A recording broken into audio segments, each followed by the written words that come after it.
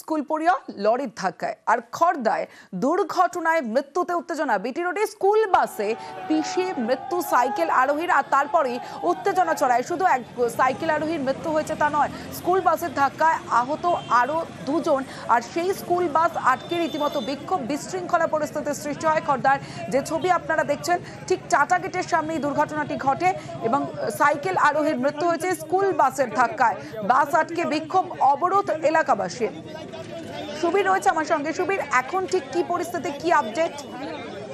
দেখো, খড়দহের বাসিন্দা এই বাবলু সাউ তিনি এক কারখানা থেকে কাজ করে ফিরছিলেন এবং তখন কিন্তু এই দ্রুত গতিতে বাসের ধাক্কায় মৃত্যু হয় এবং আহত হয়েছে দুজন। তাদেরকে ইতিমধ্যেই বড়রাম হাসপাতালে চিকিৎসার জন্য ভর্তি করা হয়েছে এবং ঘটনাস্থলে পরিস্থিতি নিয়ন্ত্রণে ঘটনাস্থলে খড়দহ থানার পুলিশ আছে এবং দেশে কিন্তু মৃতদেহ উদ্ধার করার পাশাপাশি যখন তাদেরকে ওই এলাকার মানুষকে আশ্বাস দেয় যেখানে সিগন্যাল দেওয়া হবে, ট্রাফিক পুলিশ দেওয়া হবে, তারপরে কিন্তু অবরোধ তুলে নেওয়া হয় এবং ঘাতক বাসকে কিন্তু খড়দহ থানায় নিয়ে যাওয়া হয়। ঘটনার পর থেকে পলাতক রয়েছে চালক এবং যিনি কন্ডাক্টর রয়েছেন তিনি কিন্তু ঘটনার পর থেকে পলাতক রয়েছে এবং স্কুলে সে সময় কোনো ছাত্রছাত্রী ছিলেন না এবং এই ঘটনায় কিন্তু রীতিমতো এলাকার মানুষজন কিন্তু ক্ষোভ দেখায় যে এলাকায় ট্রাফিক পুলিশ দেওয়া দরকার, এখানে ট্রাফিক পুলিশ থাকে না এবং দ্রুত গতিতে যান চলাচল হয়। এই মুহূর্তে পরিস্থিতি নিয়ন্ত্রণে রয়েছে এবং ঘাতক যে বাসের যে চালক তারপরে তল্লাশি চালাচ্ছে খড়দহ থানার পুলিশ।